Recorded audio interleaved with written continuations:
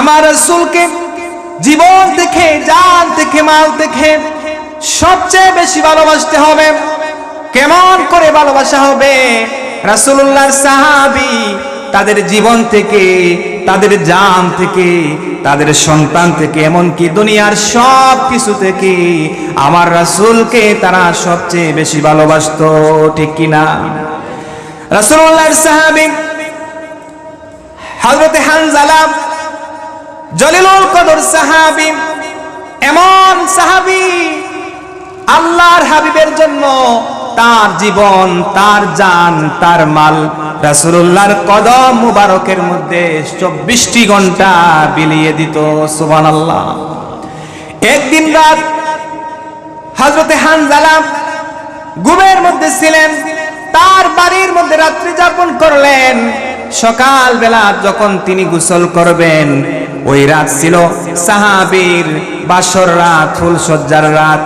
এমন সময় শুনতে পেলেন, কুতিলা মুহাম্মদ, কুতিলা মুহাম্মদ, মুহাম্মদ সাল্লাল্লাহু আলাইহি ওয়াসাল্লাম দুনিয়ার জীবনে আর নাই, তিনি উহুদের প্রান্তরে শহীদ হয়ে গেছেন, শাহাদাত বরণ করছেন।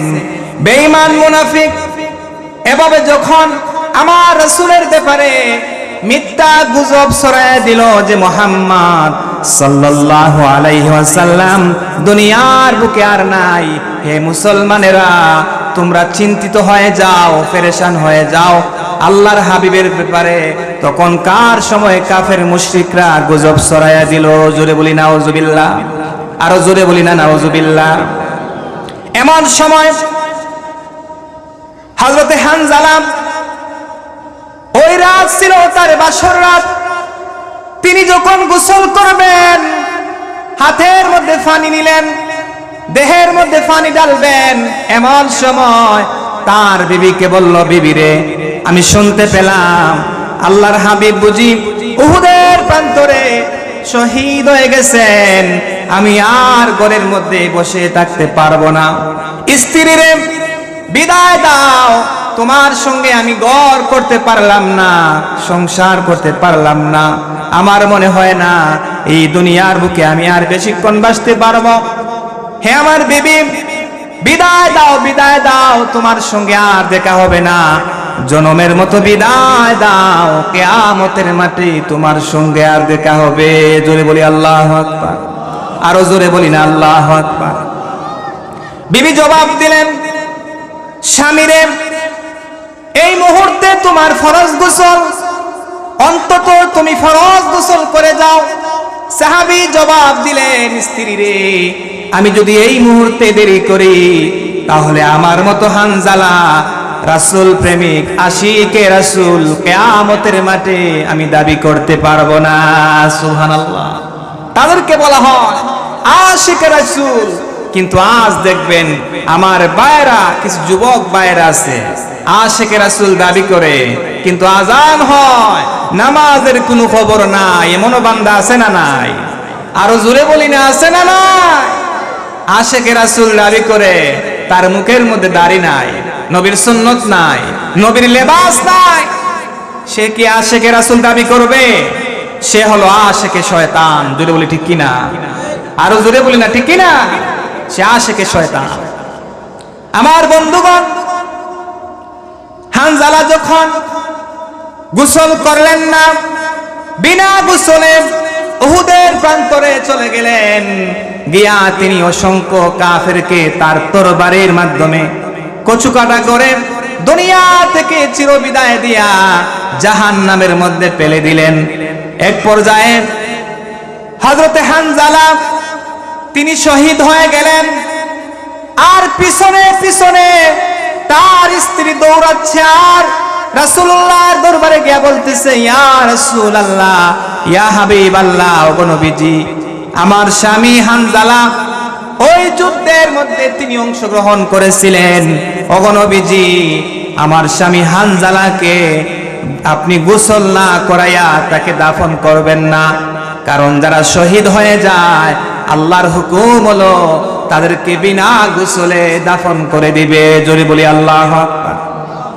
তার স্ত্রী আল্লাহর হাবিবকে গিয়া বলল, ইয়া রাসূলুল্লাহ, ইয়া হাবিবাল্লাহ, ওগো নবীজি, আমার স্বামী হানজালা উহুদের প্রান্তরে সে যুদ্ধ করেছে, সে শহীদ হয়ে গেছে, আপনি তাকে গোসল করান। আল্লাহর হাবিব সাহাবীদেরকে নির্দেশ দিলেন, হে আমার সাহাবীরা, আমার হানজালার লাশ তোমরা তার লাশটা সংগ্রহ করো, আমি রাসূলুল্লাহ হাত দ্বারা আমার হানজালাকে তাকে গোসল করায়া দেব। জোরে বলি আল্লাহু আকবার। সাহাবীরা অনেকক্ষণ খোঁজাখুঁজি করার পর হানজালার লাশ আর পাওয়া যায় না। জিবরাইল এসে বললেন, ইয়া রাসূলুল্লাহ, ইয়া হাবিবাল্লাহ, আপনার হানজালা এমন ভাবে আপনার প্রতি ভালোবাসা, আপনার প্রতি তার হৃদয়ের মধ্যে এমন প্রেম ছিল, সে যখন ঘোষণা শুনল, কুতিলা মুহাম্মদ, কুতিলা মুহাম্মদ, মুহাম্মদ সাল্লাল্লাহু আলাইহি ওয়াসাল্লাম দুনিয়ার বুকে আর নাই, সেই স্ত্রী বাদ দিয়া, তার সুন্দর জীবন বাদ দিয়া আপনার কদম মুবারকের মধ্যে তার জীবনটা বিলিয়ে দিয়েছে। জোরে বলি আল্লাহু আকবার। রাসূলুল্লাহ সাল্লাল্লাহু আলাইহি সাল্লাম সাহাবীদেরকে নির্দেশ দিলেন, হে আমার সাহাবীরা, হানজালার লাশ কোথায় আছে তোমরা খুঁজে আনো, হানজালাকে গোসল দেয়া হবে। সাহাবীরা পেরেশান হয়ে গেলেন, হানজালার লাশ আর খুঁজে পাওয়া যায় না। কিছুক্ষণ পরে জিবরাইল এসে বললেন, ইয়া রাসূলুল্লাহ, ইয়া হাবিবাল্লাহ, ওগো নবীজি, আর হানজালার লাশ খুঁজতে হবে না, হানজালাকে আল্লাহ পাক কবুল করে নিয়েছেন, তার লাশটা আসমানে চলে গেছে, জান্নাতের পানি দ্বারা হানজালাকে গোসল করাইয়া জমিনের মধ্যে আবার আল্লাহ পাক নাজিল করে দিলেন। জোরে বলি আল্লাহু আকবার। রাসূলুল্লাহ জবাব দিলেন, হে আমার সাহাবীরা, হানজালাকে আল্লাহ পাক জান্নাতের মধ্যে নিয়ে গেছেন, হানজালার গোসলের আর প্রয়োজন নাই, তোমরা তাকে আর গোসল দিও না। সাহাবীরা লক্ষ্য করলেন, হানজালার দাড়ি মুবারক বেয়ে বেয়ে জান্নাতি পানি পড়তেছে। হানজালা এভাবেই জীবন দিলেন রাসূলুল্লাহর কদম মুবারকে, তার জীবনকে রাসূলুল্লাহর প্রতি ভালোবাসা দেখিয়ে দিয়েছে। জোরে বলি সুবহানাল্লাহ। এইভাবে সাহাবীরা তাদের জীবন থেকে, জান থেকে, মাল থেকে, সন্তান থেকে, এক কথায় দুনিয়ার সব কিছু থেকে রাসূলুল্লাহকে তারা ভালোবাসতো। আর ভালোবাসা হলো তার নাম। সাহাবীরা যেভাবে দেখিয়েছেন আপনিও সেইভাবে দেখাবেন। জোরে বলি ঠিক কিনা? এভাবে হলো আশিকে রাসূল।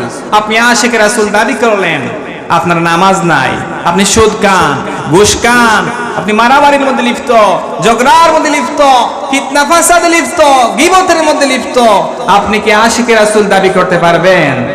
জোরে বলি না, আপনি কি পারবেন? প্রিয় ভাইরা আমার, অনেকে দেখা যায় আমার রাসূলকে ভালোবাসে, কেউ যখন ইসলাম বিরোধী কথা বলে, কোরআন বিরোধী কথা বলে, তখন দেখা যায় তার কলিজার মধ্যে দুনিয়ার সব কিছুকে যদি এক পাল্লায় রাখা হয়, আমার রাসূলের ভালোবাসার জন্য তার জীবনটুকু বিলিয়ে দিতেছে, পরোয়া করে না। ঠিক কিনা?